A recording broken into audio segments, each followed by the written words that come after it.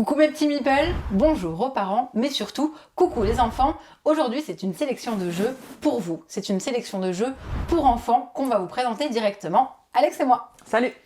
On a demandé à nos enfants, quel jeu est préféré. C'est ça. Et pour pouvoir vous représenter directement ces jeux que cette année, ils ont vraiment adoré jouer. Ouais, c'est toute une petite sélection de jeux en fait auxquels ils ont joué toute cette année. Ouais. En fait, le choix a été simple, hein. On leur a mis sur une table tous les jeux auxquels ils ont joué cette année et on leur a demandé d'en sortir plusieurs. C'est ça. Donc c'est clairement les jeux que eux ont adoré jouer cette année. Il y a un peu de tout. Honnêtement, ouais. franchement, varié, c'est hein. ça, leur sélection est hyper variée.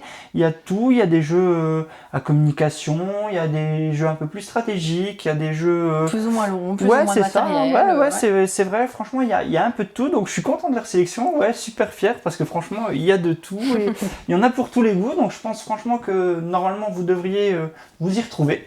Petit point que j'aborde tout de suite, c'est juste, dans cette sélection, il y a vraiment des très bons jeux, et souvent, quand il y a des très bons jeux, ils finissent en rupture, du moins en cette période d'année, c'est difficile, donc il risque d'y avoir des jeux qu'on présente qui, au moment où on enregistre la vidéo, ne seront pas disponibles en dessous du pied du sapin. Voilà, c'est ça. Mais c'est pas une raison pour les occulter pour autant. Il fallait en parler, parce que c'est des jeux auxquels ils ont vraiment pris beaucoup de plaisir, donc on pouvait pas les mettre de côté, donc puis c'est qu'une question de temps. Donc voilà, ils seront de nouveau dispo dès le début d'année, donc il faut pas hésiter à garder en tête, à se le noter. C'est ça. Et gardez-le dans un coin de la tête. Ce serait vraiment très dommage de passer à côté, parce que comme je dis, je pense qu'il y a vraiment des petites pépites dans cette sélection. Je suis fier d'eux, hein. C'est une super sélection qu'ils nous ont faite. Donc on va essayer au mieux de retranscrire aussi leur on leur a demandé leur ressenti, exactement, ouais. Parce que voilà, c'est pas juste des titres qu'on prend et qu'on va vous dire, nous en tant que parents, on a mis les jeux là et puis voilà. Non, on leur a demandé ce qu'ils ont aimé sur chaque jeu, pourquoi cela plutôt qu'un autre. Voilà, pourquoi par rapport aux autres. Donc on va essayer d'être leur porte-parole au mieux. Exactement. Et puis, j'ai quelque chose pour résumer, regarde. Une sélection faite pour des enfants, par des enfants, présentée par leurs parents. C'est ça. Donc on va essayer d'être le plus fidèle possible. Et puis après, ce que j'ai envie de te dire, c'est que on va pas parler plus longtemps. Non. On va commencer, on va aller s'amuser, on va découvrir le premier jeu. On va tout de suite sur le premier là ? Allez, c'est parti. Allez, on y va. On commence tout de suite avec Kraken Attack, un jeu sorti en début d'année chez Loki et créé par un père et son fils, Antoine et Esteban Boza, illustré par Bitowers. On est des petits pirates. Et on va attaquer, mais pas n'importe qui, on attaque qui ? Le Kraken bicolore. Bicolore de son prénom, mais bicolore aussi par ses couleurs. Par ses couleurs. Qui sont aussi deux couleurs différentes de tentacules. Exactement. Ces tentacules, elles vont venir nous aider. Elles vont venir faire quoi ? En fait, elles vont venir nous faire du mal, parce qu'en fait, le but de Kraken Attack, c'est de repousser les attaques du Kraken, mais aussi d'essayer de l'affronter. Alors, comment ça se joue rapidement ? Ça se joue sur un principe de dés. Les tentacules vont avancer de plus en plus près du bateau pour essayer de nous faire des dégâts. Nos petits personnages, où on incarne chacun un personnage parmi les 4 disponibles, ils ont tous des petites capacités dispo aussi. On va jouer des actions par rapport aux 4 personnages, et ces actions peuvent être des coups d'épée, des coups de canon, on va pouvoir réparer le bateau. Toutes ces petites actions qui vont permettre de repousser les tentacules, d'affronter le Kraken, et surtout, on va devoir jouer tous en coop. Tous ensemble. Voilà. Exactement. On est tous ensemble. Qu'on joue tout seul ou qu'on joue jusqu'à 4 joueurs, on est en coopération. Notre équipage veut qu'une seule chose, affronter le Kraken. C'est ça. Mais le Kraken, pour le moment, il est dans sa grotte. Exactement. Et au fur et à mesure, en fait, qu'on lui fait des grimaces et qu'on vient le narguer, eh bien lui, il va avancer. En avançant, il va faire venir des dés qui vont faire avancer de plus en plus de tentacules, sachant que quand il arrive sur le plateau, il prend la place d'un de ces tentacules, et là, on va se prendre directement, on va avoir un malin plaisir à l'attaquer, lui et lui seul, pour pouvoir remporter la partie. Par contre, si ces tentacules nous attaquent trop et nous cassent le bateau, on perd. Non, on veut pas perdre, on veut jouer tous ensemble, on veut gagner la partie tous ensemble. Sachant que du coup, c'est un jeu qui se joue dès 7 ans. Ils ont fait en sorte d'avoir plusieurs niveaux de difficulté dans le jeu, et nous avec le petit, on a vu une différence. On a vu directement, vas-y, je te laisse embrayer. Oui, on a vu une différence parce que sur ses premières parties, en fait, le petit essayait de se la jouer solo, en fait. Et il essayait d'attaquer toutes les tentacules à lui tout seul, essayer de repousser le Kraken quand il arrivait jusqu'à nous. Mais il a remarqué, en fait, au fur et à mesure des parties, qu'en se la jouant solo, eh ben on perdait. Non. Pourquoi on perd? Parce qu'en fait, Kraken Attack, c'est un jeu dans lequel il y a du challenge. Et sans esprit d'équipe, on n'arrive pas à vaincre le Kraken. C'est ça. Et le petit, il n'avait pas encore cette notion de coopération quand on a commencé le jeu.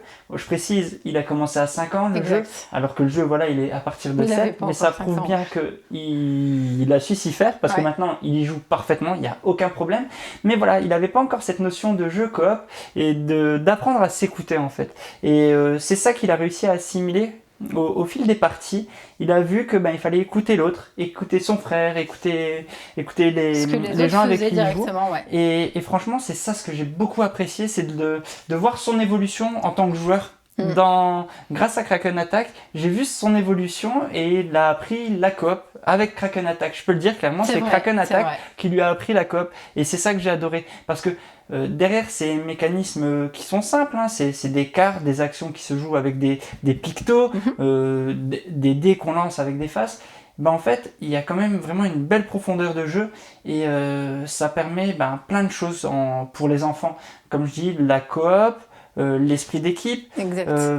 En fait, on va vraiment jouer à l'unisson, tous ensemble, par rapport aux actions que l'un va faire.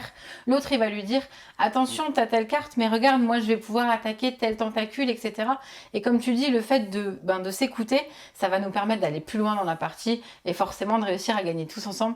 Et on en ressort encore plus content quand vraiment on arrive à vaincre ce Kraken directement, que lui, il nous a mis des coups de tentacule et qui nous a cassé... pas tout notre bateau, parce que sinon on aurait perdu bien avant, mais qui commence vraiment à bien nous titiller au niveau du bateau. Nous on dit non, attends, on va pas se laisser faire, et tu vas voir que derrière on va savoir te mettre des coups. Et chacun prend un rôle, parce que c'est ça ce qui m'a amusé aussi, c'est il a pris son rôle, c'est il dit attends, je vais réparer, toi va attaquer la tentacule. Donc il donne des ordres comme ça en mode petit capitaine sur son bateau, et c'est ça ce que j'ai beaucoup aimé. L'autre chose que j'ai beaucoup aimé, c'est leur regard quand on leur a ramené Kraken Attack. Ils sont tombés amoureux du matos tout de suite, parce que c'est vrai que c'est un jeu qui est super beau, et avec ses figurines, avec ses tentacules en 3D, les bastagages, les petits persos aussi, et tout cet univers coloré, ils sont tout de suite tombés sous le charme. Déjà, ils aiment bien l'univers des pirates, mais là le plateau prend forme, au premier abord ça fait un peu jeu, et après on a le côté jeu de société où là on rentre et on incarne des personnages, et c'est ça aussi ce qu'ils ont beaucoup aimé, c'est de pouvoir incarner un personnage. Ça aussi, avec son pouvoir particulier aussi. Exactement. Bien pris en compte. C'était important ça, ce côté je suis le pirate là, j'incarne mon personnage, j'ai un pouvoir, ça aussi ça leur fait plaisir, et c'est ce qui fait que il ressort dans cette sélection. Ça reste un de leurs petits chouchous, même maintenant, comme tu disais, c'est un jeu de début d'année, mais ça reste un jeu qu'on sort régulièrement, parce que c'est un jeu qu'on peut jouer tous les 4 et dans lequel on prend tous du plaisir. Et puis pareil, c'est le genre de jeu que moi j'apprécie en tant que parent, parce qu'on est sur un pied d'égalité avec les enfants. Je veux dire, que je prenne le personnage rouge, bleu, jaune, vert, et c'est pas parce que je suis le parent que je serai plus fort que l'enfant. L'enfant, il joue comme vous. C'est ça. Donc, et c'est ça ce que j'aime bien. On n'aura pas c'est plus qu'on de est au même niveau. En fait, on a exactement les mêmes cartes actions. On lance les dés de la même façon. Vous voyez, le hasard il fait les choses. Les tentacules avancent. Et c'est ça ce que j'aime bien. C'est qu'on joue vraiment comme eux. Comme eux, il n'y a pas ce sentiment d'être je suis l'adulte, je suis au-dessus. Non, on est au même niveau. Et je pense que les enfants le ressentent aussi. Ils se disent, oui, les parents sont pas plus forts à ce jeu, il faut pas... C'est pas eux qui vont nous dire quoi faire, c'est justement nous qui allons aussi leur dire... Donc non, c'est clair. Mais du coup, voilà, vraiment le côté, comme tu dis, le côté esthétique du jeu, le côté... on est content en fait, même si ça nous fait perdre, on est content d'avancer les tentacules et de les faire avancer avec les dés. Enfin, franchement, il y a tout dans ce jeu qui a fait qu'on est subjugué déjà. Petit conseil pour que les parties soient encore plus fun, comme il faut faire des grimaces au Kraken, jouez-les, et c'est ça qui est encore mieux. C'est pas juste dire on demande, nous, allez, à chaque fois qu'on joue une carte grimace, il faut faire une grimace autour de la table et on avance et ça rend le jeu encore plus fun. Voilà, c'est des petits détails, mais c'est super fun. Et que dire de plus? Je pense que c'est une très bonne idée cadeau pour Noël parce que, comme je dis, c'est quand on l'ouvre, on a un super jeu et en plus de ça, il est super bon. Donc pour moi, c'est une idée si vous voulez cadeau vraiment parfaite. la bonne ambiance à la maison, c'est Kraken Attack qu'il va falloir sortir. C'est ça, c'est un très bon choix. Moi, ce que je vous propose, c'est de nous envoyer en commentaire votre plus belle grimace, mais on part tout de suite pour vous présenter un deuxième jeu. Place maintenant aux émotions. Joie, colère, tristesse, dégoût. Vice versa chez Pixar. Non, Feelings, le jeu des émotions chez Acting Games. Trompé. Ouais, et du coup, les personnes qui l'ont faite, c'est Vincent Bidot et Jean-Louis Roubira. Donc pas Pixar. Donc pas Pixar du tout. Ok. C'est un jeu, du coup, comme je vous le disais, où ça va parler d'émotions, où ça va parler vraiment beaucoup, parce qu'on va devoir deviner les émotions des autres joueurs. Mais pas n'importe lequel. Genre là, maintenant, t'as peur, hein. Un peu, ouais, parce que je sais pas où on va là. Vas-y, dis-moi tout. Eh bien, c'est simple. On a des paquets de situations. On va avoir, et je vous le dis tout de suite, un paquet entre amis qui se joue dès 12 ans, parce que les situations sont plus adaptées pour des ados. On va avoir le paquet à l'école, on peut y jouer dès 8 ans. Le paquet en famille, on peut aussi y jouer dès 8 ans. Et le paquet société, on y joue dès 8 ans, mais avec un adulte, ce qui veut dire que les deux là, on peut y jouer que entre enfants. Ouais. On va prendre, écoute, je prends je prends dans le paquet une carte et je vais dire aux autres joueurs une situation.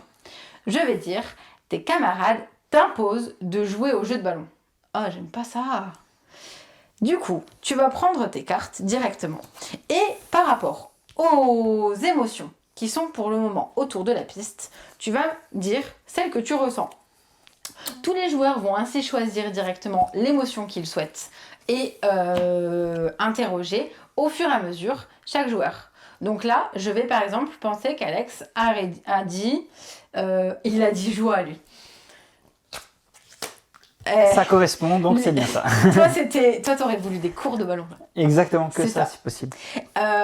On y joue de 2 et jusqu'à 8 joueurs. On marque un point. Exactement, parce que j'ai eu raison. Oui. Donc toi, du coup, t'interroges avec la même situation. Un autre joueur, la même situation. J'essaie de deviner son sentiment. Ok. Bon, toi... Ouais, déception. Voilà, c'était ça. C'était sûr. Donc en fait, ça se joue comme ça. Donc là, on marque des points. Il faut marquer le plus de points possible pour voir si on se connaît bien.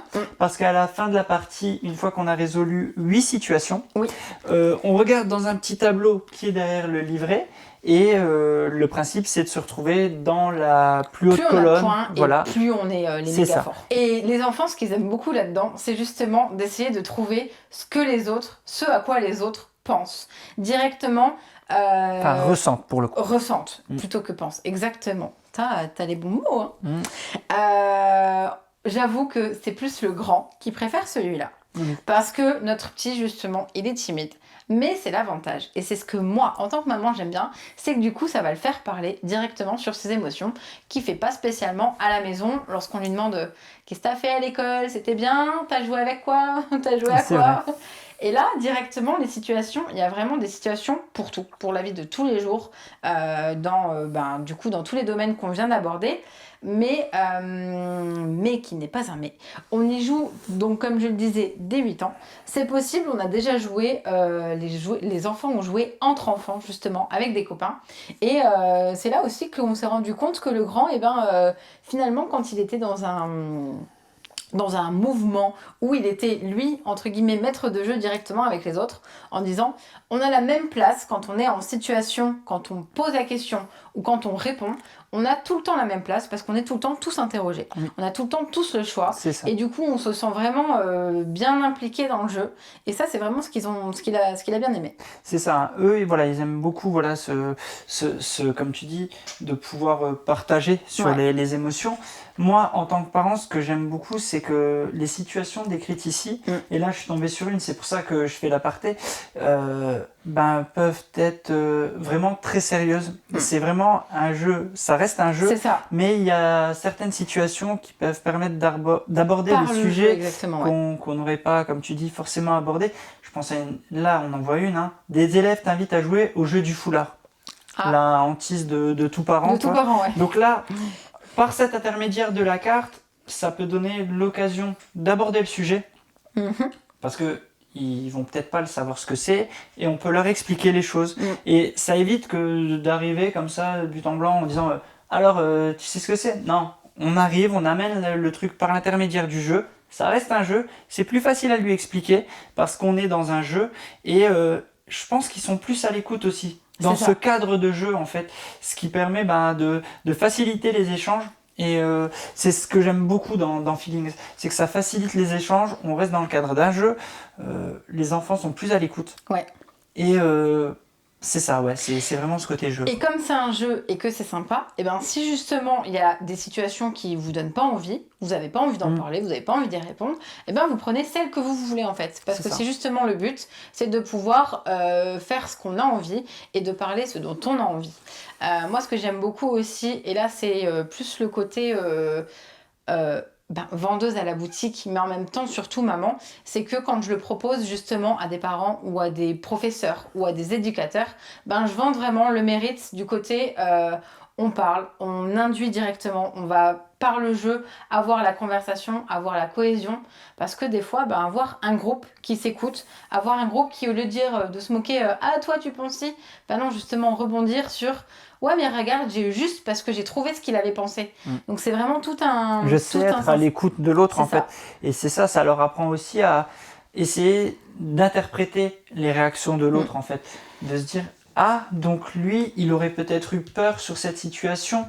Ok, et ils apprennent à se connaître aussi comme ça en fait. C'est vrai. Et c'est vraiment en ça que je trouve le jeu vraiment vraiment cool. Moi en tant que parent je pense que honnêtement, oui, on doit l'aimer plus que nos enfants, ce jeu. Les enfants l'aiment bien pour l'univers, pour les émotions, mais moi je pense qu'on est un degré au-dessus sur ce jeu parce que il nous rapproche, on a le regard on a la lecture des parents. En fait. Et honnêtement, ouais, je trouve qu'il aide beaucoup dans le dialogue. Et pourquoi aussi je vais faire un petit aparté, c'est que c'est une version qui a été refaite, le jeu existe, et là ils ont su le rendre encore plus accessible en refaisant toutes les illustrations. Ils ont rendu ça le fait que ça soit des animaux, je pense aussi ça aide. Plus mignon, et c'est plus facile, je pense, pour les enfants de s'identifier à des animaux mignons, à des situations avec des animaux, que à la précédente version. C'était des dessins d'enfants, directement, mais avec un style graphique très prononcé. Donc c'était plus compliqué. On a les deux versions. On n'avait pas trop réussi à sortir l'ancienne version, tandis que là, on peut la ressortir facilement et les enfants nous suivent avec envie. Ils ont vraiment envie d'y jouer quand on leur propose, parce que c'est un jeu auquel ils ont appris à discuter avec nous, quoi. C'est ça. Le petit côté pour les parents, c'est qu'il existe donc Feelings où on peut jouer avec nos enfants, mais il existe la version Révélation où là par contre on va jouer une fois que les enfants ils sont couchés avec nos amis. Ça, interdit en moins de 18. 18 je suis pas sûre, par contre les questions ne sont pas adaptées aux enfants. C'est ça. Je crois qu'on a fait le tour sur Feelings. Ouais. Moi mon émotion du moment c'est je suis joie parce que je passe sur un autre jeu. Alors là je te suis, partage d'émotions. Allons-y. Direction le royaume de Fabulantica, où un jeune magicien a complètement loupé son sort et dispersé les habitants partout dans le royaume. En effet, vous ne les voyez pas, c'est normal, ils sont cachés juste sous les tours. Fabulantica est un jeu de Marco Tobner sorti chez Matago Kids. On va devoir retrouver les habitants, mais aussi leurs amis. Ces cartes sont des cartes objectifs, et une fois qu'on a réussi, on va la retourner et avoir des petites pièces d'or. Le premier qui aura 3 pièces d'or remporte la partie. Pour faire une partie de Fabulantica, on va pas se déplacer où on veut ni comme on veut. Tout à fait. On va utiliser en fait des cartes déplacement, voyage. En fait, on a 4 cartes déplacement, dont une un peu bonus. Ouais, c'est ça. En fait, et ces cartes correspondent en fait aux différents chemins qu'on va pouvoir emprunter pour aller rejoindre une tour. Donc on a le cheval par exemple pour la prairie, voilà, le désert avec le chameau. Le chameau, j'allais dire le dromadaire, j'ai toujours du mal. Une Bref, base de boîte. donc quand on se déplace, comme tu le disais, on lève une tour, Ouais. on regarde si ça correspond à un objectif, si c'est le regarde. cas, bah en plus voilà, si c'est le cas, c'est bien, mais la petite subtilité, Exact. parce que comme c'est un jeu un peu basé sur le memory, c'est qu'on va déplacer cette tour sur un autre endroit pendant que les autres ferment les yeux, donc on va compliquer la tâche des autres joueurs, et puis ainsi de suite, on va essayer de retrouver, donc comme tu disais, le personnage, et son ami. Voilà, Tu et gardes son cette ami, carte objectif. et puis essayer d'avoir 3 pièces d'or. C'est ça. Donc voilà pour le principe du jeu, qui est vraiment adapté pour les plus petits. Oui. J'enchaîne tout de suite sur la vie de nos enfants en fait, ce que nos petits, ce que j'ai bien aimé, voilà, avec notre plus jeune, c'est qu'il a tout de suite réussi à comprendre les déplacements. Ouais. J'avoue que j'avais un peu peur de cette mécanique de j'ai des cartes en main et je dois programmer mon déplacement pour aller sur la tour que je veux. C'est ça. Et finalement, ça s'est passé super bien. En fait, Tiens, contrairement, je t'en donne. Hop. voilà, parce que ça Donc, c'est tu commences au quelque moins chose avec que je veux dire. Voilà, plusieurs cartes, 5 voilà. cartes en main. En fait, ce que j'avais peur, c'est déjà avec ses petites mains qu'il n'arrive pas à tenir les cartes. Mais non, dans pas grave. Fabulantica, ce qui est très bien, c'est qu'on peut jouer avec les cartes face visible et ça ne pénalise pas le joueur qui le fait ainsi. Et ça, j'ai vraiment apprécié. Je me permets. Parce que, hop, on décale un peu. Et donc, ça lui permet, il pose ses cartes devant lui. Et puis après, il essaye de faire son petit voyage. Il se dit, je vais jouer à un âne, je vais pouvoir me déplacer de là à là, je joue le cheval, je me déplace, et ainsi de suite. Il a donc vraiment compris cette mécanique de une carte égale un chemin. Pourquoi c'est bien pensé? Parce qu'en fait, c'est pour les enfants, l'assimilation est faite par l'animal, l'image, donc et la couleur, et ça marche super bien. L'association de l'image, de la couleur et du type d'environnement, selon ce qu'il a c'est vraiment bien. Voilà, l'herbe vert avec le cheval, l'âne, la roche gris, et ça marche super bien. L'autre chose que notre tout petit aime beaucoup, le tapis volant. J'en parle vite fait, c'est une toute petite subtilité du jeu, mais vu qu'ils se font la guerre pour essayer de l'avoir à chaque partie, tapis volant, en fait, la subtilité, c'est on le prend, on peut aller voir n'importe quel tour, mais on le laisse à l'endroit où on s'est arrêté. Et donc, ils se font un petit peu la guerre pour aller essayer à chaque fois de le récupérer, alors que des fois, ils auraient plus vite fait d'utiliser les cartes pour aller vers la tour de leur choix. Donc, ça me fait toujours marrer, ce tapis volant. Donc, voilà, en gros, les ressentis du tout petit. Mais le plus grand, il en pense quoi? Il y a surtout les ressentis sur le chemin, mais il y a aussi les ressentis, alors là, ils adorent, parce qu'en général, papa et maman, ils ne suivent rien. Mais une fois qu'ils vont déplacer, il y a quand même très peu d'emplacements encore disponibles, mais nous, on est complètement largués. Alors que eux, ils savent où ils les ont laissés. Déjà, moi, entre-temps, quand c'est moi qui le déplace, j'oublie où est-ce que je le mets. C'est autre chose. Mais du coup, ils sont super contents parce qu'ils savent soit retrouver avant nous, soit directement se souvenir de ce qu'ils avaient fait. Donc forcément... Et ils analysent le plateau, parce que il y a que quelques endroits, et selon ils l'endroit où c'est ont vide, vraiment photographié le plateau à l'instant T. Ils ferment les yeux et ils disent je sais où tu l'as mis. Oui, tu sais, t'as bien vu. Et on peut essayer de faire autant de bruit qu'on veut, le. Non, il saura à un moment donné. On va pas inverser des tours. On la déplace juste sur un emplacement qui est libre. Mais donc, vu qu'ils ont photographié le plateau juste avant qu'on le fasse, ils voient, il dit je sais que tu l'as mis là. Je peux garder les yeux ouverts. Même quand c'est comme ça, même quand il y a un vrai gruyère, je sais pas comment ils font, mais ils arrivent. C'est ça, c'est une base de memory plus un petit peu de programmation pour son déplacement et franchement adapté pour les enfants. Et ça marche super bien. Et ils l'aiment beaucoup. C'est pour ça qu'ils l'ont mis dans cette liste. Parce que ça les éclate ce côté d'aller chercher des personnages d'univers qu'ils connaissent. Aussi, de livres. Vrai, en fait, c'est des livres. Les personnages font référence aux livres qu'ils ont l'habitude de lire. Voilà, Aladdin, le génie, le chevalier et la princesse, le chapeauté et le roi. Il y a plusieurs associations comme ça. Le dragon, ils adorent le dragon, Mélusine, la fée. Enfin voilà, il y a plein de personnages qu'ils connaissent. Et ça aussi, ça marche bien avec eux. Donc voilà, ils sont dans un univers connu. Ils sont en lieu connu. Ils ont ce matos aussi, le principe des tours. Ils aiment bien. Voilà, au toucher, c'est cool. Ils les prennent, ils regardent en dessous. Donc c'est ce qui fait que je pense que Fabulantica marche bien avec eux. C'est que c'est toute cette association, les mécaniques, le matos, les personnages connus. Et puis le fait de devoir être le premier à aller avoir le plus de pièces d'or. C'est ça. Bon, bah, j'avoue que chez nous, en général, le premier, c'est très rarement papa et maman. Par contre, ça arrive. Parce que justement, comme tu dis, ils se battent au niveau du tapis volant. Donc nous, on a le temps de grappiller directement nos petits chemins. Et puis des fois, ben, le hasard aussi fait bien les choses. Et quand on arrive à trouver tout de suite les bons personnages, ça nous arrange bien. C'est un jeu qui se joue soit à 2 joueurs, 4, 5. 4, 5. Et 6 ans, par contre, c'est l'âge qui est indiqué directement pour pouvoir y jouer. Je crois qu'on a fait le tour. Oui. On n'a pas retrouvé tous nos habitants, mais si on triche un petit peu et qu'on les dévoile tous... On les dévoile. On sait que du coup, ils étaient partout. On va tous les dévoiler, puis en attendant, on va lancer... Un autre jeu ? Un autre jeu. Tous les parents connaissent cette situation. Au moment de s'habiller, les enfants vont forcément vous dire, à un moment donné ou un autre, « Maman, elle est où ma deuxième chaussette ?» Et ben ça y est, on a le secret, le mieux gardé, on sait qui les dévore. C'est pas notre machine. Non, non, c'est les monstres là.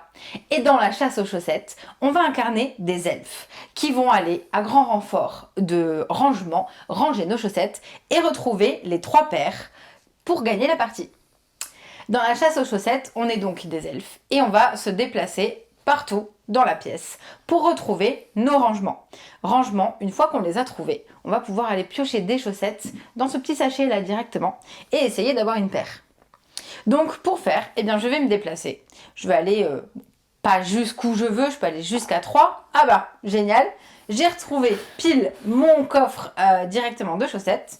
Je le retourne parce qu'il y en a d'autres sur le plateau. Et du coup, là, je vais pouvoir aller chercher 2 chaussettes. 2 chaussettes, ouais. Je prends les 2 chaussettes en espérant qu'elles soient de la bonne couleur, comme ça au moins ça fait la paire tout de suite. Loupé. 2, pas 3. Et non, je n'ai pas une paire. Donc j'attends. C'est aux joueurs suivants de faire la même chose, etc. Sachant qu'une fois qu'on a tous fini notre tour, eh bien vu que c'est moi qui commençais, je vais pouvoir lancer ce dé-là. Et le dé-là, il sert pas à n'importe quoi. Il sert à faire avancer l'un de ces 4 monstres. Mais ces 4 monstres, ils ont quelque chose en dessous. Ah. Ils ont, vas-y. Surprise. Ils ont un dé. Un dé face œil ouvert ou face œil caché. Tout à fait. Et du coup, vas-y, je te laisse expliquer. Quand il se déplace, il y a un truc magique. En fait, quand il se déplace, là on le voit peut-être pas bien sur la caméra. En fait, sur ce plateau, en fait, entre les tuiles, il y a des petits rebords qui vont permettre que quand on déplace le monstre, le dé va rouler et changer de face. Ici, par exemple, on est sur la face où le monstre s'endort, il ne se passera rien. Mais si on revient ici, hop, on est sur la face où le monstre est réveillé, et là, qu'est-ce qui se passe? Il va pouvoir faire des actions.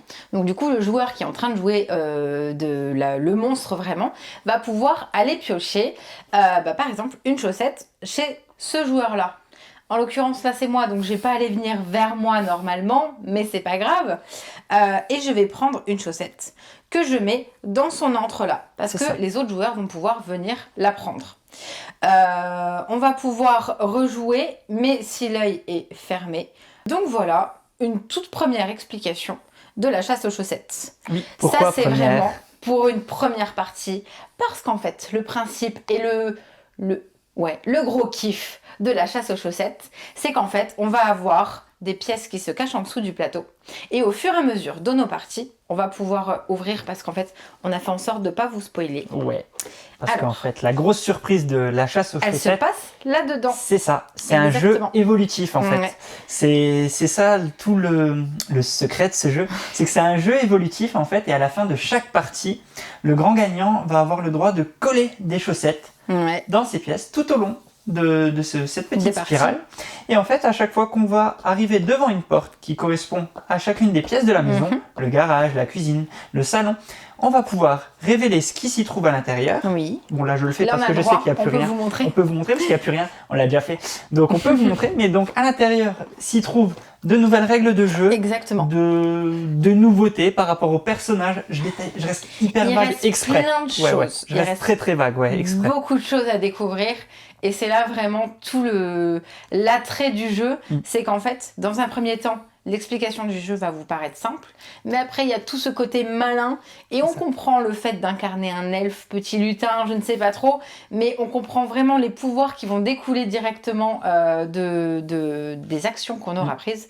Enfin bref, on peut pas trop vous en parler parce qu'en fait finalement, on vous dévoilerait tout le jeu. On veut pas tout gâcher parce que c'est ça ce qui plaît beaucoup ici, parce qu'on va alors donc un peu plus détailler notre avis, puisque on veut pas trop rentrer sur les mécaniques. Vous avez bien compris, donc c'est des mécaniques de déplacement, on retourne des tuiles et puis en fonction de ça on peut aller piocher des chaussettes, et puis pareil les monstres on va un peu pouvoir se tirer dans les pattes, voilà. Mais en fait ce qui plaît beaucoup ici, c'est le côté évolutif. En fait les garçons ils adorent, on a fini la première partie, ils ont assimilé très vite les mécaniques, et ensuite ils ont compris que ces petits autocollants allaient débloquer des nouvelles choses et puis des nouveaux pouvoirs pour leur petit lutin, et ça permet justement de renouveler les parties et de surtout rajouter de la profondeur au jeu. C'est ça. Et donc ça c'est ce que eux ont déjà le kiff. De toute façon les jeux évolutifs souvent avec les enfants ça marche vraiment bien, et avec les grands enfants aussi. Avec les grands enfants aussi.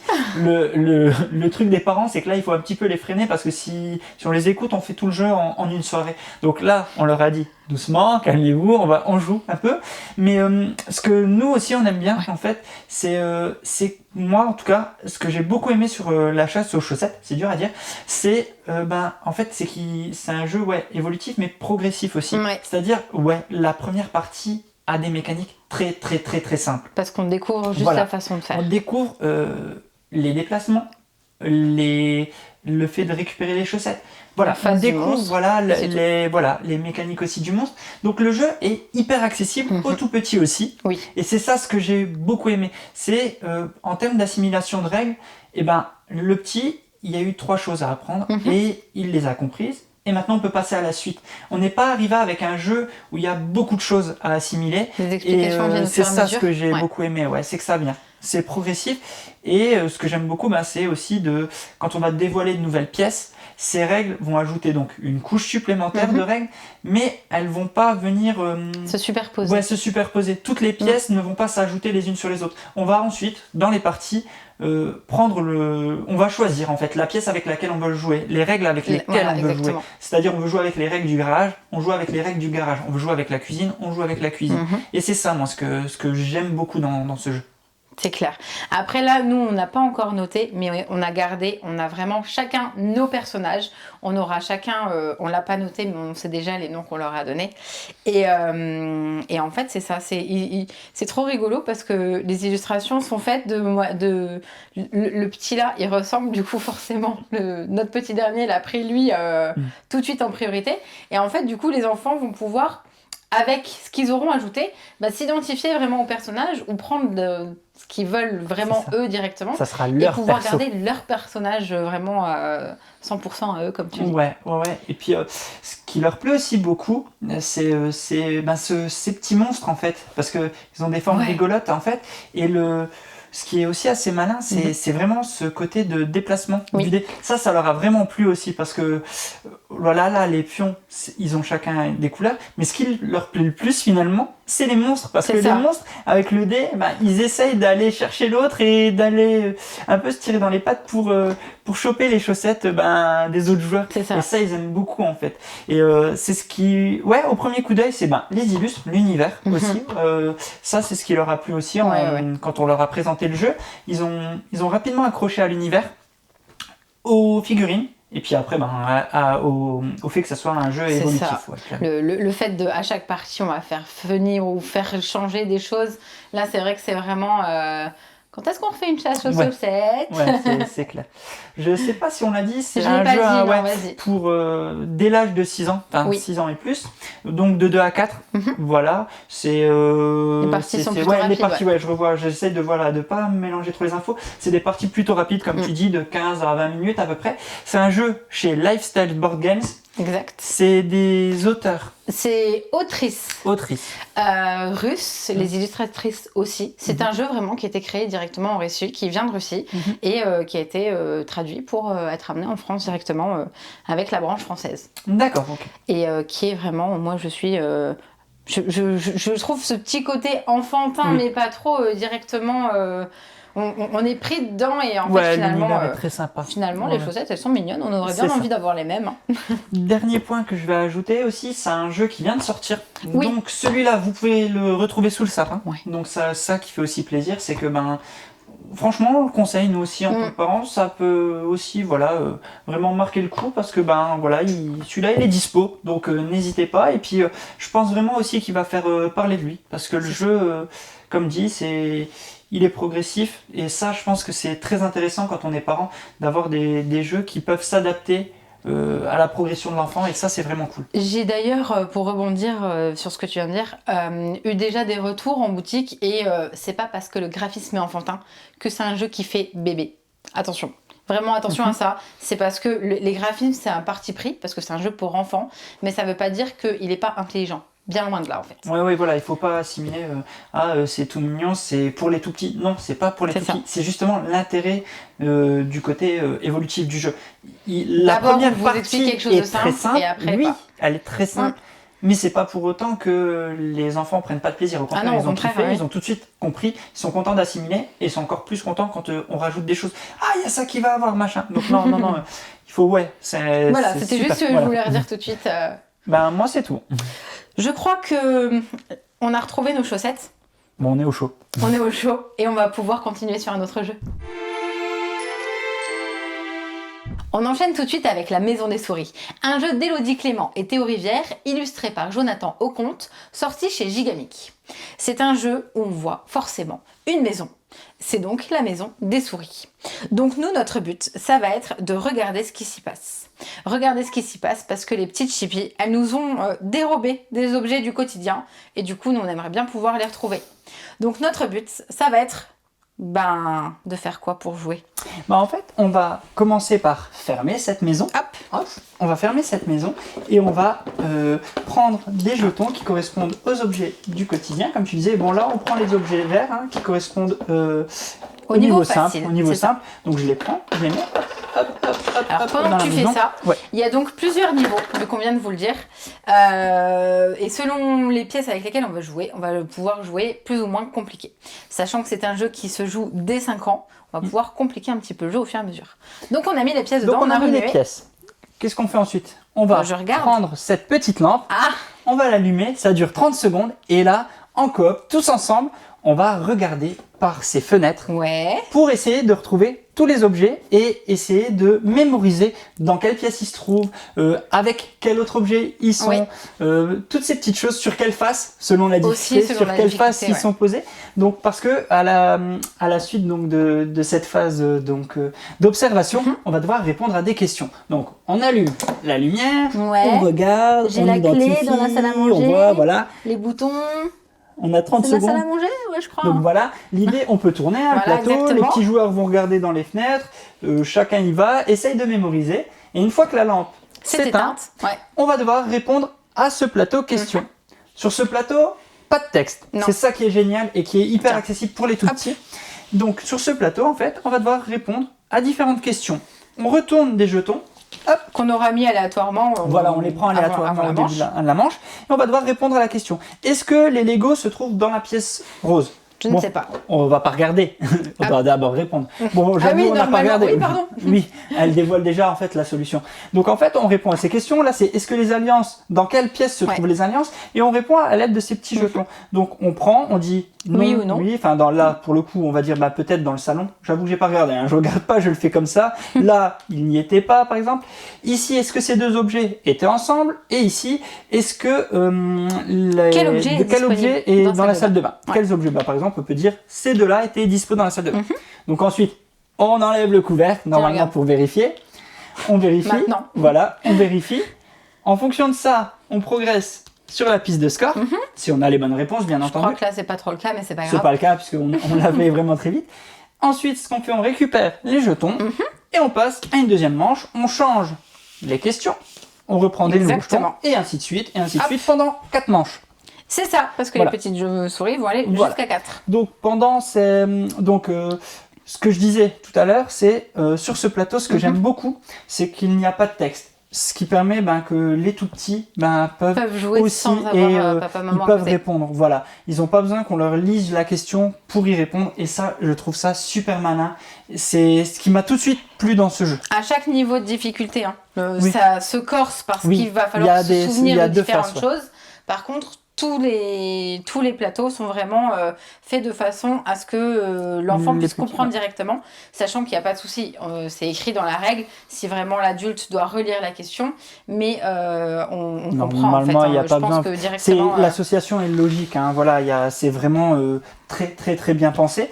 Ce qui est aussi très sympa, c'est encore une fois ce que j'aime beaucoup moi dans les jeux pour enfants et pourquoi je les fais ressortir dans ces sélections, c'est quand j'ai un vrai sentiment de progression sur le jeu. Et dans la maison des souris, c'est clairement le cas. On commence avec des questions très simples. Et après, quand on veut augmenter la difficulté, on va commencer à prendre d'autres jetons. On va donc en avoir de plus en plus. C'est ça. Mais surtout, on va ajouter la difficulté. Et là, c'est là où les adultes, la plupart du temps, sont complètement à la ramasse, nous les premiers. C'est quand on va commencer à nous interroger sur la face sur laquelle. Et ce qu'il y a, c'est que ça se joue sur des petits détails. Par exemple, cette fraise. La fraise croquée ou pas. Le dé. timbre de quelle couleur? Ouais, le timbre de quelle couleur. Mais là, le dé. Sur quelle 6 face? ou 1. Enfin, vous voyez, des fois, ça va être vraiment très subtil. Les enfants adorent, ils y arrivent sans problème. Les parents, ils galèrent. Les parents, ils aiment bien quand c'est coopératif, du coup. Parce que, en fait, on va essayer, on l'a pas dit, mais nous, ce qui se passe beaucoup quand on va jouer, c'est que chacun va regarder de son côté, on va tourner un petit peu la boîte, histoire de voir quand même plusieurs pièces, mais on va quand même se parler en même temps. Et là, moi, ce qui m'a vraiment étonnée, c'est que le plus petit, enfin les enfants, vraiment, même s'ils se parlent en même temps, ils s'écoutent. Parce qu'on va retrouver, par exemple, il y a la clé dans la salle à manger, et il y a son frère qui dit en même temps, il y a l'alliance ou la bague dans la salle de bain. Et quand c'est le petit qui dit, mais souviens-toi, t'as vu la bague dans la salle de bain? Là, tu dis, ils se souviennent de tout ça en fait. Ils ont une capacité de prise de l'information et d'écoute en même temps à plusieurs niveaux que nous, on n'arrive pas quoi. De ce côté-là, ils arrivent, comme tu dis, à prendre l'information en regardant, puis l'information de l'écoute de l'autre personne qui regarde. Enfin, c'est un truc de fou. Eux, c'est typiquement le genre de jeu qu'ils adorent. C'est clair.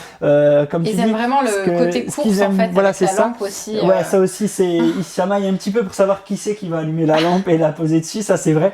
Mais c'est exactement ce que tu dis. Ils vont s'attribuer chacun un petit coin.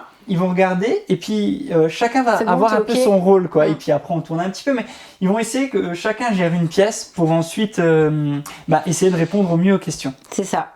Je ne crois pas l'avoir précisé, il se joue de 2 jusqu'à 6 joueurs. Donc c'est là aussi l'intérêt d'avoir plusieurs emplacements au niveau des fenêtres.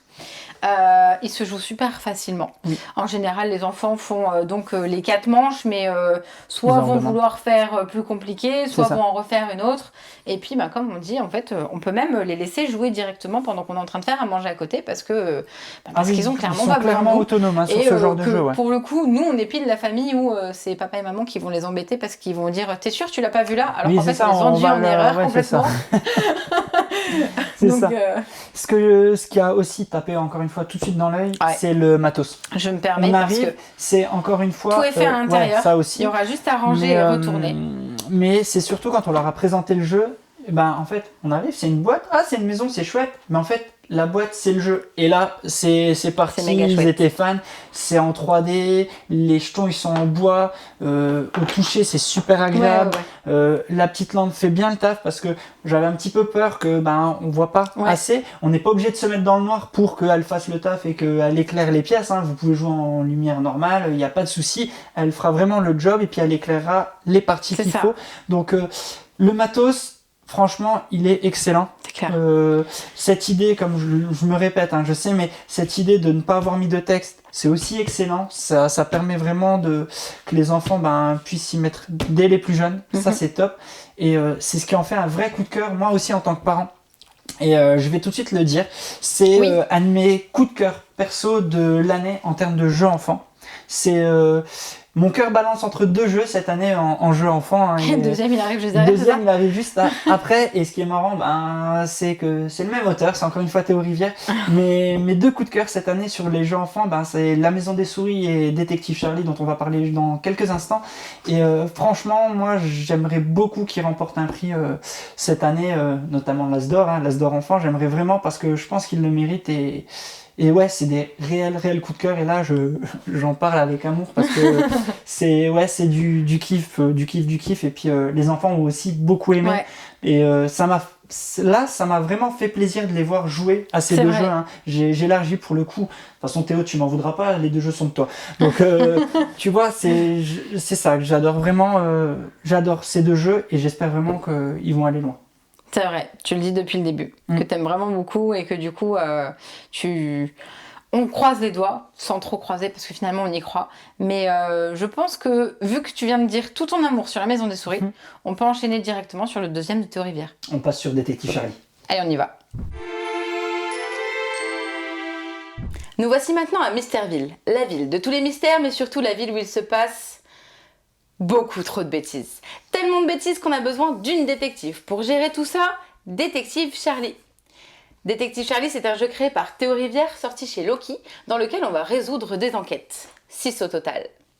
À l'aide du dé, Détective Charlie va se déplacer dans les différents lieux pour rencontrer des témoins qui vont lui permettre d'innocenter les suspects qui sont là, qu'on va pouvoir innocenter un par un, surtout pour retrouver qui est le coupable. Chez nous, franchement, Détective Charlie, c'est le méga coup de cœur. C'est vrai, ouais, clairement, les enfants adorent, ils en redemandent, à peine on finit une enquête, ils veulent enchaîner, on a même dû les calmer, parce que justement, ils en veulent, mais on leur a dit, non, allez, gardez-en un peu pour demain, quoi. Parce que non, ils adorent, ce qu'ils adorent vraiment dans ce jeu, c'est qu'ils se sentent vraiment, les petits détectives. Ouais, c'est eux. C'est vraiment le jeu d'enquête pour enfants, franchement.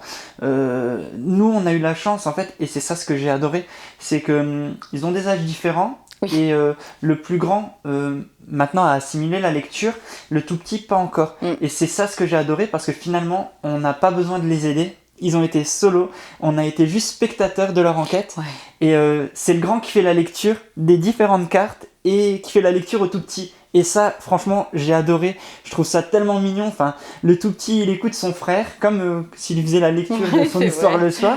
Et puis après, ils cogitent et puis ils essayent. Ah, c'est lui, non, c'est pas lui, tiens, j'ai vu ça. Et ça, j'adore. Et moi, en tant que parent spectateur, pour le coup, franchement, ça me met des étoiles plein les yeux parce que là, c'est un vrai moment de complicité entre les deux. Et c'est ce qui me fait un énorme coup de cœur sur ce jeu parce que c'est de les voir s'amuser comme ça. Et puis ils prennent tellement un grand kiff de résoudre toutes les enquêtes comme ça, ils sont à fond dedans, ils sont tout fiers quand ils arrivent à résoudre l'enquête. Franchement, c'est un énorme coup de cœur. Non mais clairement, comme tu le dis, c'est vraiment le jeu fait pour eux. Nous, en tant que parents, quand on va jouer, par exemple, là tu viens de dire, nous c'est le grand frère qui a fait la lecture au petit frère, mais si par exemple on veut jouer parents avec les enfants, c'est les parents qui vont lire les cartes, mais c'est vraiment eux qui vont résoudre leur propre enquête. Et d'ailleurs, j'avoue qu'il vaut mieux les laisser faire parce que nous, il y a une enquête qu'on a voulu faire avec eux et on s'est dit, mais attends, t'es sûr que c'est pas lui ? On les a induits en erreur. On les a induits en erreur alors qu'en fait, ils avaient raison et qu'ils me disaient dur comme fer. Non, c'est lui. T'es sûr, c'est lui. Ça. Et en ouvrant la carte, en fait, c'est moi qui ai eu une désillusion en mode... Ouais, en fait, il avait raison. Mais c'est ça, c'est parce que c'est vraiment adapté pour eux. Les enquêtes sont clairement pensées pour eux. Les textes sont simples. Il n'y a pas... En fait, nous, à force de jouer à des jeux d'enquête, on pense qu'il y a des petits trucs compliqués dans les textes ou qu'il y a des messages cachés. En fait, non. Là, c'est vraiment une lecture simple. Et c'est fluide pour eux. C'est fluide et des mots simples. Et c'est ça, c'est qu'il n'y a pas de pièges ou quoi. Et puis nous, en tant qu'adultes, on s'attend à des pièges, mais en fait, il n'y en a pas. C'est ça. Ce que j'aime beaucoup aussi, en fait, c'est... je me suis permise de retourner. Ce que j'aime beaucoup, c'est les graphismes. Ils sont super jolis, super mignons. Chaque personnage, c'est un animal avec son petit nom, son nom, prénom, en fait, qui est associé au nom de l'animal. On a Karl le crabe, Armand Anaconda, loin de l'autre, enfin voilà tout ça, et ça je trouve que ça renforce le côté mignon du jeu, et je trouve ça aussi vraiment vraiment super quoi. L'autre chose aussi que j'aime bien, c'est que tu disais donc les témoins vont innocenter les suspects. Ça c'est surtout sur les mécaniques de la première enquête, mais on a d'autres mécaniques aussi qui vont être super cool dans de la déduction. Par exemple, on voit ces cartes ici. C'est des cartes preuves en fait. C'est un peu de l'analyse de scène, on va dire. Par exemple, sur cette première enquête, pour vous donner l'exemple, c'est qui a peint la plage en rose. Et par exemple, à un moment donné, on va avoir une image de la plage, et puis il y aura des traces de pas sur la plage, et à partir de ces traces de pas, on va pouvoir innocenter une des personnes, ou plusieurs, je me souviens plus exactement, de ces suspects. L'autre chose, j'embraye, excuse-moi, c'est l'utilisation complète du matériel, et notamment de la boîte avec ce commissariat en 3D. C'est ça. Dans lequel on peut placer tous les suspects pour les avoir bien en vue. Et ça, je trouve vraiment excellent, parce que on peut vraiment avoir une vision d'ensemble des lieux, des suspects, et ça franchement je trouve que c'est aussi un très très bon point. Et puis pareil, les enfants aiment bien, parce que encore une fois ça prend de la grandeur sur la table, c'est chouette, ça prend de la place, et puis c'est pratique, c'est un côté vraiment pratique. Dans leur utilisation, pour eux, ils ont juste à tourner la boîte, alors qu'ils auraient pu mettre toutes les cartes à disposition, devoir les retrouver, etc. Là au moins ils ont juste à tourner, voir visuel. Directement, exactement, c'est visuel comme tu dis, parce qu'il y a sur les cartes suspects, il y a des indications qui vont leur permettre justement d'innocenter ou pas les suspects. Puis en fait, en les enlevant aussi, on voit combien il en reste. Voilà, c'est ça. Donc ça me fait un peu penser au qui est, tu sais, quand on enlève. Là, c'est le même principe, t'enlèves. Mais non, ça, franchement, ça aussi, je trouve que c'est vraiment un super point, quoi. C'est clair. Après, nous aussi, les enfants, ce qu'ils aiment bien, c'est induit dans la façon où, quand elle va se déplacer à l'aide du dé. Et en fait, elle va pas forcément se déplacer où est-ce qu'elle veut. Et souvent, le dé, ils vont devoir relancer, parce que ça leur est déjà arrivé de faire ici, puis de faire un 2, donc être obligé d'aller là ou d'aller là. Puis ils veulent absolument aller sur cette carte-là directement, et ils disent non, vas-y, il faut que tu y ailles, il faut que tu découvres des choses, et ensuite tu pourras y aller. Et on apprend justement au fur et à mesure des enquêtes que des fois c'est pas plus mal d'aller voir d'abord ce qui se passe ailleurs chez d'autres témoins avant d'aller voir directement quelles preuves on peut avoir en plus. Complètement. L'autre point aussi, et je sais que tu me rejoins sur ça, c'est le côté bienveillant des enquêtes. C'est ça. Parce qu'en fait, comme tu l'as dit, il y a une petite... Déjà, la bêtise, c'est jamais quelque chose de très grave en soi. C'était qui a peint la plage en rose, là, pour la première enquête. Il va y avoir donc du coup la personne qui nous met au courant de la bêtise, qui va nous demander si on peut l'aider à trouver qui a fait ça. Et en fait, à chaque fois dans l'explication, quand on a la carte coupable, on a la petite explication du pourquoi et du comment. Et en fait, c'est toujours tout mignon. Il y a toujours quelque chose, il y a toujours une petite excuse, mais vraiment trop valable en fait pour se dire c'est une bêtise. C'est justement, on se rend compte qu'en fait la personne s'est inquiétée pourquoi la plage était rose, mais qu'il n'y avait rien d'inquiétant dedans. Ah oui, celle-là, en plus la première c'est trop mignon. Mais je m'en souviens, je l'ai lu. C'est trop bien, ouais, non, bien sûr. Et puis c'est exactement ça, c'est toujours bienveillant. C'est pas le jeu où le coupable va en prison. Non, il va être excusé de la communauté la plupart du temps. Enfin, la plupart du temps, non, il va être excusé de la communauté. La bêtise est expliquée ou réparée selon il y a toujours une petite raison, et c'est souvent parce qu'il voulait bien faire ou parce qu'il y a quelque chose derrière de tout mignon. Donc c'est ce que j'aime vraiment beaucoup dans Détective Charlie. On n'est pas là à accuser. Bien au contraire. On va essayer de réparer plutôt des erreurs. Donc, je le souligne aussi, c'est Piper Thibaudot qui a fait les illustrations. On voit du coup d'un côté de la carte les illustrations des lieux. Il va y avoir différents lieux de la ville. Voilà, quand on les rassemble, en fait, c'est ça qui est excellent. C'est clair. on voit la suite. C'est la plage. Là, je suis en train de sortir du. C'est pas grave. Mais comme tu dis, on voit la plage directement. Non, mais c'est très bien fait. Les illustrations vraiment des animaux. Enfin, moi, franchement, ça me dérangerait pas de lire une BD avec ces animaux là directement. Mais complètement. Mais moi, tu sais, moi, je vais BD, mais en fait, moi, j'aimerais trop un petit univers dessin étendu. animé. Il y a des dessins animés de Dora l'Exploratrice. Il peut très bien y avoir un dessin animé Détective Charlie. Ça, c'est clair. Franchement, moi, je rêverais trop. Idée, voilà. Idée. Mais sinon, on le disait dans La Maison des Souris, dans la présentation juste avant. Moi, Détective Charlie, c'est clairement un de mes coups de cœur de l'année avec la Maison des Souris. Comme je le disais, c'est ces 2 jeux que je mets vraiment de côté parce que c'est les énormes coups de cœur de cette année. C'est ceux en lesquels je crois vraiment, comme je le disais, pour l'As d'Or, parce que ils ont tout. Enfin, il y a tout. Les enfants ont pris tellement de plaisir sur ces 2 jeux cette année. Ils sont vraiment bien impliqués dans ceux-là, et c'est leur jeu à eux, quoi. C'est ça. Et là, j'attends qu'une chose, c'est peut-être de nouvelles histoires. Enfin, vraiment, c'est ça, ce que j'attends. Et voilà, j'attends que ça parce que ce jeu, il est excellent. Les enfants ont adoré. C'est clair. La seule petite chose que je vais peut-être vous décevoir, c'est qu'il va être difficile à trouver pour Noël. Oui. Ouais, il sera pas tout de suite il a au pied tellement du sapin, cartonné, voilà. Ouais. Il peut en rester dans les boutiques, mais voilà, ça commence à être difficile de le trouver. C'est pareil pour la Maison des Souris, on l'a pas précisé tout à l'heure. Ça commence à être difficile, mais il va y avoir une réappro dès le début d'année, donc voilà, au pire, faites un petit cadeau en attendant, mais ne passez pas à côté. Ne passez pas à côté, ça serait vraiment dommage. Et puis de toute façon, on joue toute l'année. Ce que j'allais dire, ce qu'on vous dit là, c'est pas spécifiquement juste pour Noël, c'est des jeux qui existent tout le temps, c'est des jeux si vous avez envie de faire un cadeau. Et puis c'est aussi, en tout cas sur Détective Charlie, les enfants n'ont pas besoin de connaître l'univers du jeu de société pour se mettre directement là-dessus.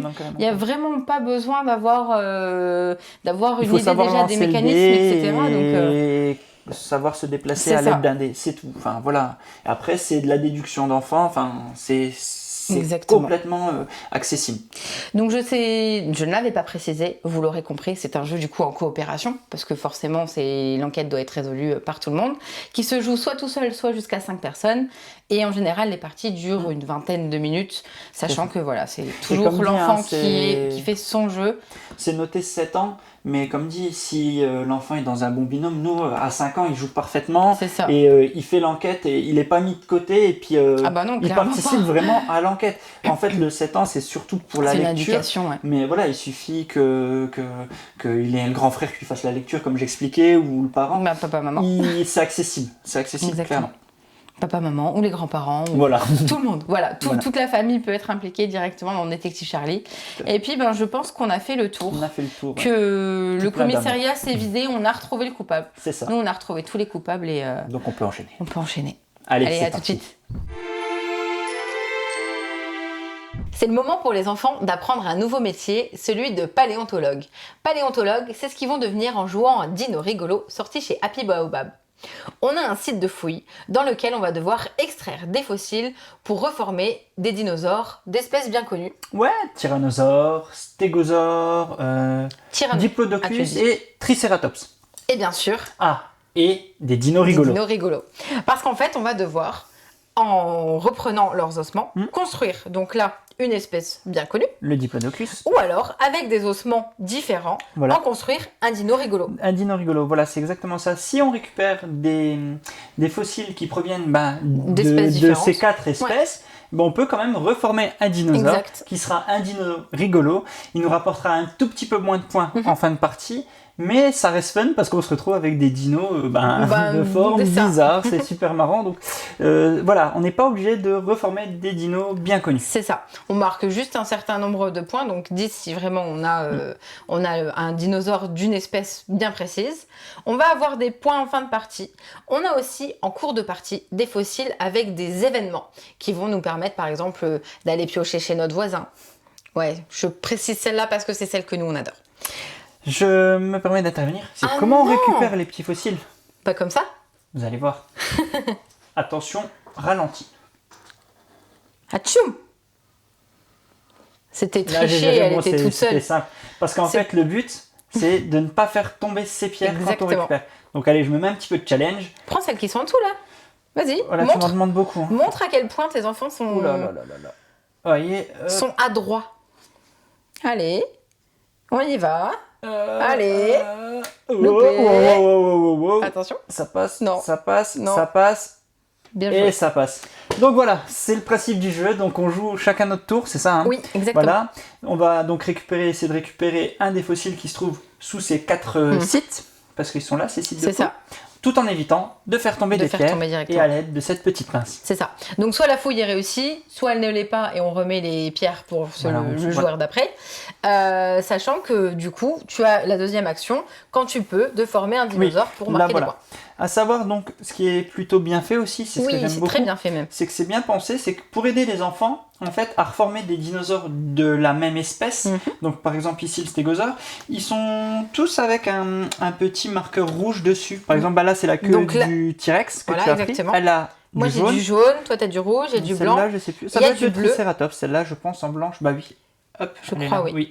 Donc oui, c'est ça en fait. Donc en fait, les dinosaures sont repérés par un code couleur pour que les enfants puissent plus facilement essayer de marquer le plus de points possible. Mais s'ils n'y arrivent pas, comme dit, là j'aurais très bien pu aller le chercher, récupérer deux jambes et faire un dino rigolo et marquer 6 points. C'est ça.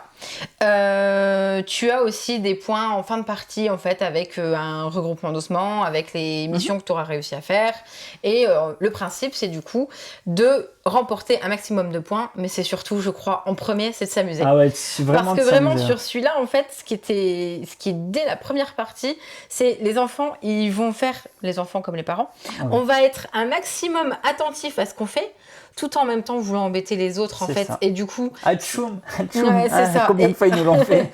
On est là concentrés.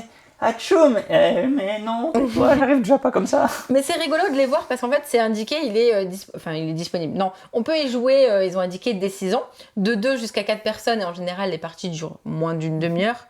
Et j'avoue que nous, le petit, comme il a 5 ans, te dit peut-être qu'il va pas trop réussir. Mais en fait, c'est celui, encore une fois, qui nous met à l'amende. C'est ça.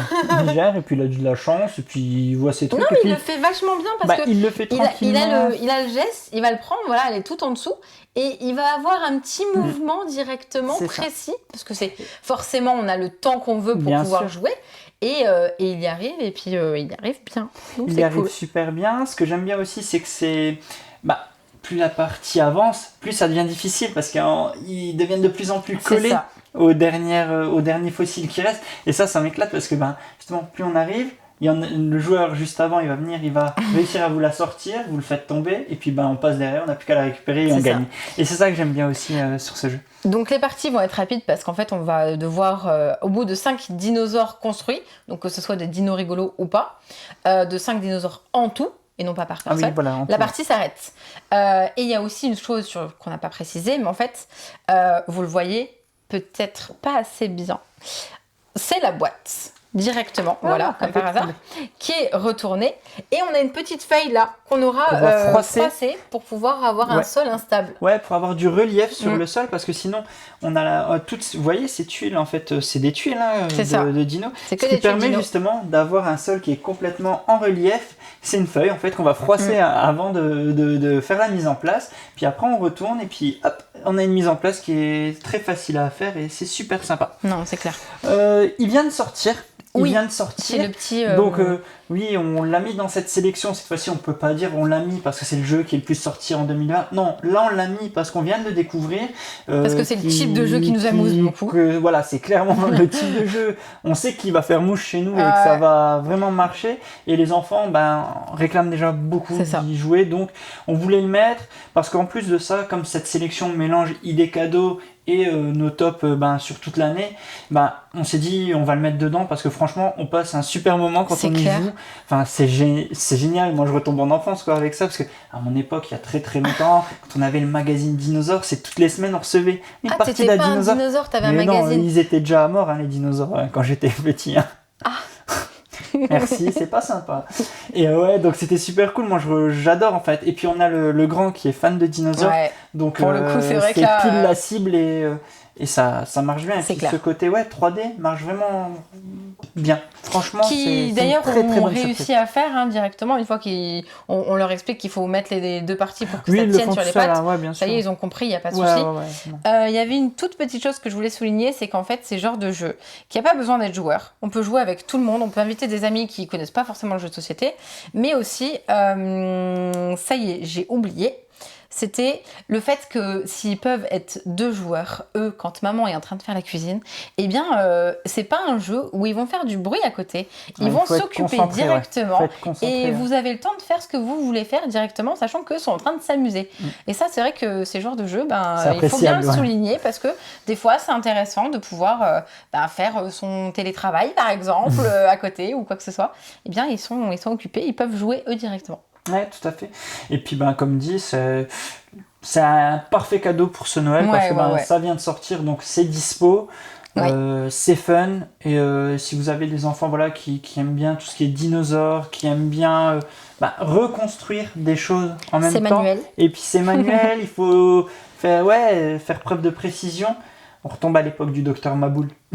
Ah ouais, mais ça me fait penser. Tout en s'amusant. C'est super fun et puis l'univers aussi est toujours sympa quoi, très coloré. Enfin, c'est vraiment bien pensé pour les enfants et moi c'est déjà un petit coup de cœur. J'ai pas encore assez de recul, mais en tout cas moi il m'a bien plu. Il me botte bien, vraiment. Plu, c'est pour ça que celui-là et le jeu à venir sont des jeux très récents, mais dont on avait envie de parler. Ouais, parce qu'ils sortent déjà beaucoup. C'est ça. Puis je pense que du coup, on peut embrayer sur le suivant. On va enchaîner. Dernier jeu.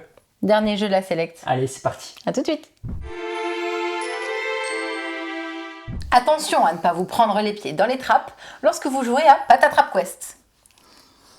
C'est un jeu de Marie et Wilfried Faure sorti chez Spaceco, dans lequel on va évoluer dans un château rempli de trappes sous lesquelles il va y avoir des pièges, bien entendu, mais surtout des équipements qu'on va utiliser pour affronter la créature finale qui s'est réfugiée dans la tour aux 1000 miroirs. C'est ça. En effet, on va incarner l'un des 4 petits personnages et son familier. Ouais.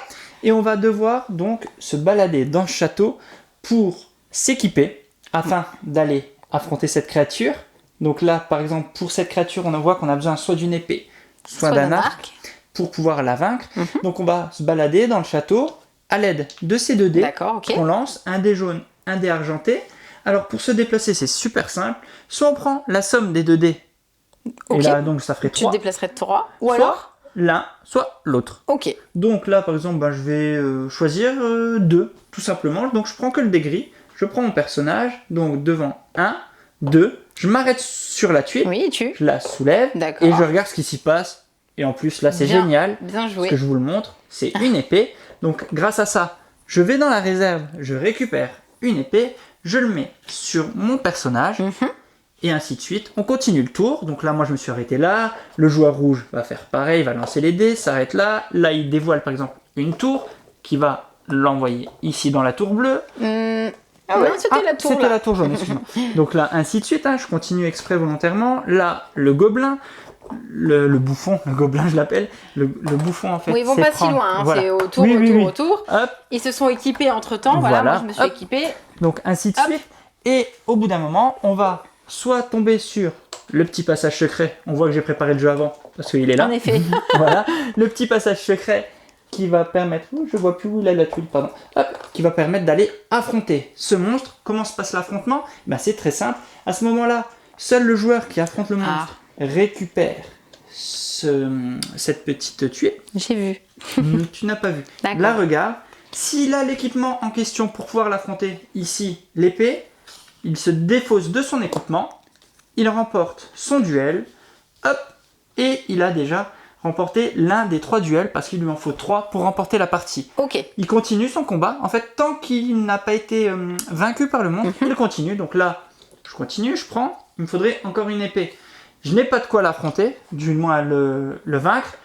Je suis renvoyé à l'entrée du château et on repart, un tour de jeu et ainsi de suite et ainsi de suite.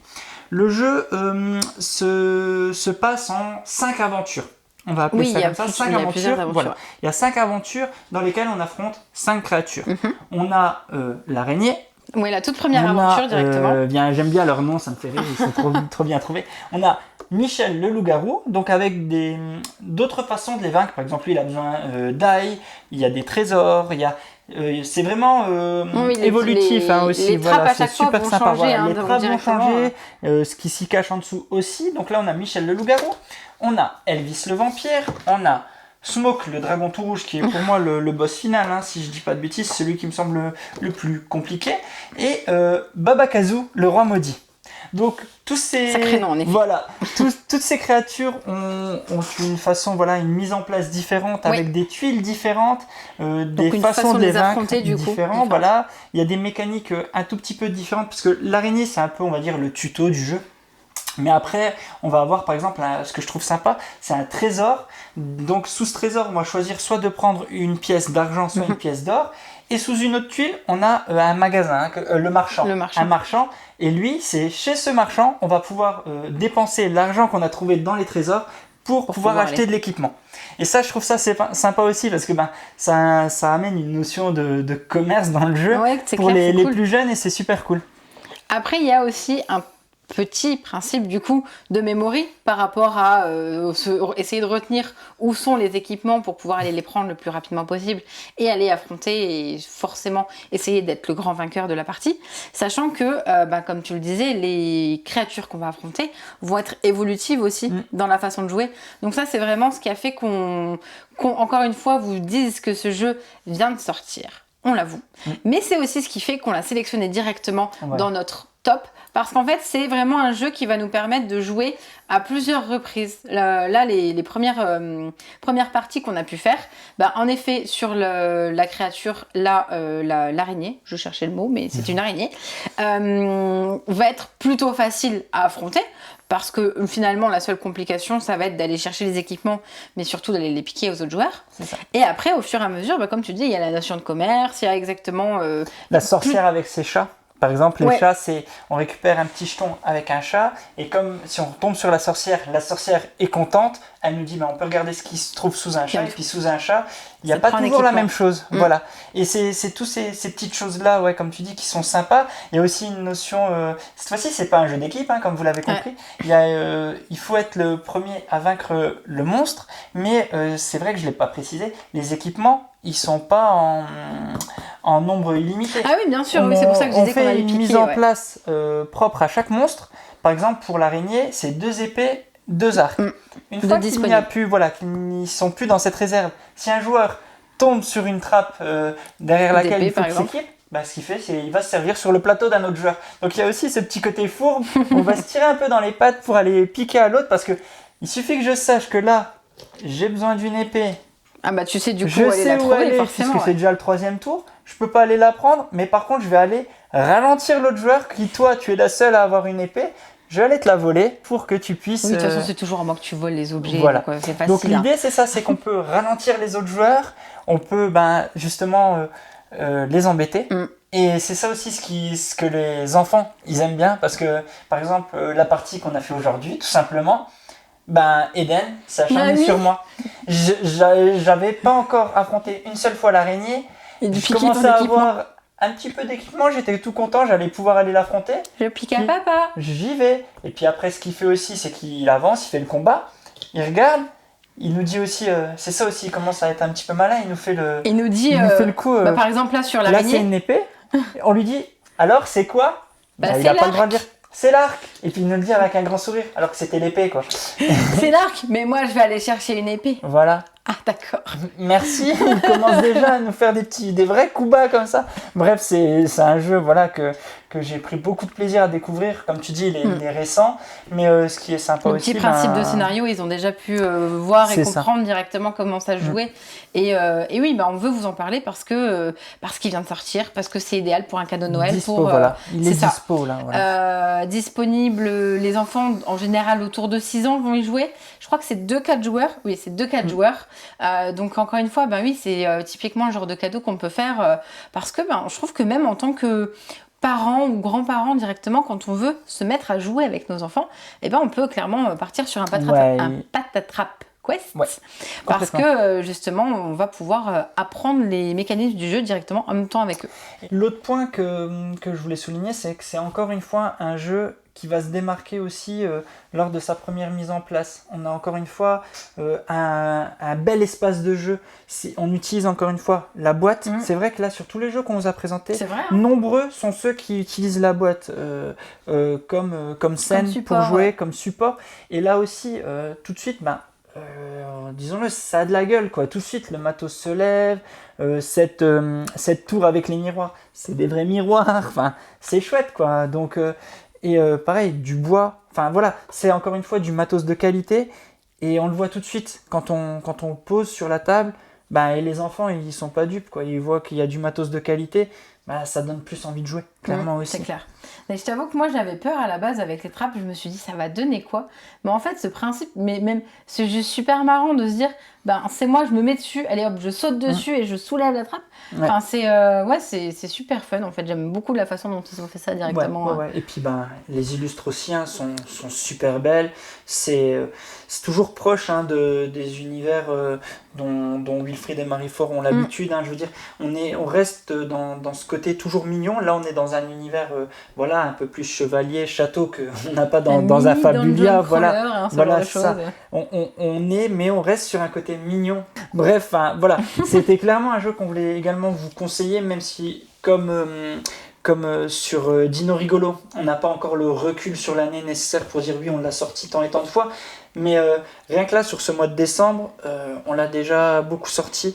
Pourtant, on vient de l'acheter. Il est sorti, je l'ai acheté tout de suite. C'est ça, tu l'as vu arriver en boutique, t'es rentré avec le soir même. Donc, c'est pour ça. Donc, on l'a déjà beaucoup sorti alors qu'on vient de le recevoir. Donc, ça n'empêche pas qu'on voulait en parler. C'est ça. C'est le petit avantage directement de la boutique. Tu vois jeu, tu le prends. C'est ça.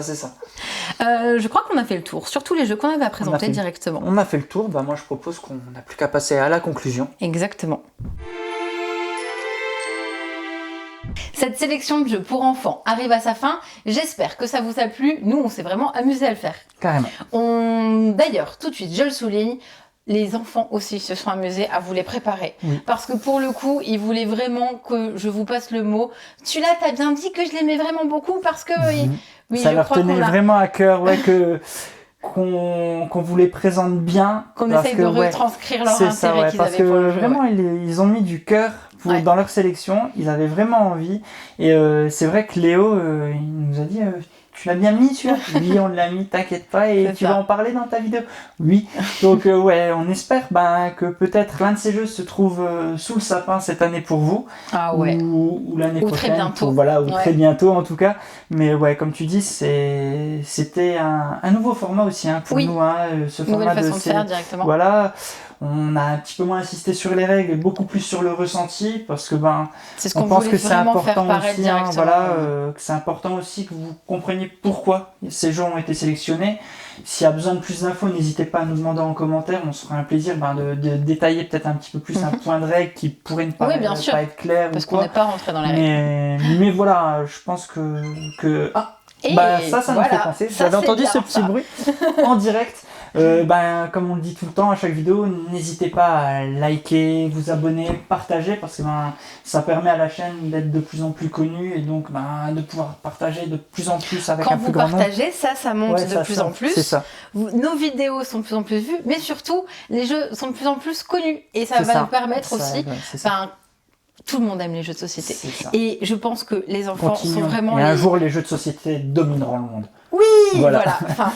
Donc, en tout cas, n'hésitez pas à nous faire part de vos retours. Ouais. Dites-nous, aussi, votre sélection de jeux pour enfants. Ça nous intéresse. À quoi jouent vos enfants en ce moment? Quels ont été les jeux peut-être les plus joués aussi cette année? Ou alors lesquels sont sur votre liste aussi. Et lesquels sont sur votre liste. Donc voilà. Parce qu'on en a aussi. D'ailleurs, on aurait dû faire la vidéo des jeux qui sont sur nos listes en fait. Mais on a déjà aussi beaucoup acheté là cette année. Ouais, c'est vrai. Ça va, elle arrive à sa fin, c'est pas grave. Mais c'est ça. Et en plus, cette vidéo aussi arrive à sa fin. Il ne nous reste plus qu'à vous souhaiter de bonnes fêtes. Passer de très bonnes fêtes. Passer de bonnes fêtes. Parce que si on vous le dit pas maintenant, en fait, on vous le dira pas pour cette année. Donc vraiment, amusez-vous bien. Profitez un maximum quand même de votre famille en prenant soin de vous. Exactement. Faites attention, tout ça. On cesse de le répéter, mais bon, vaut mieux trop que pas assez. Et puis, passez vraiment d'excellentes fêtes de fin d'année. Puis nous, on se retrouve de toute façon très bientôt. Très vite. Pour une prochaine vidéo. Et puis, comme on dit tout le temps, amusez-vous bien. Ciao. Salut.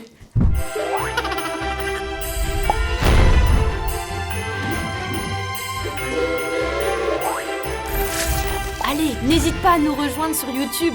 On va vivre des choses incroyables. Clic, clic, clic, clic, clic.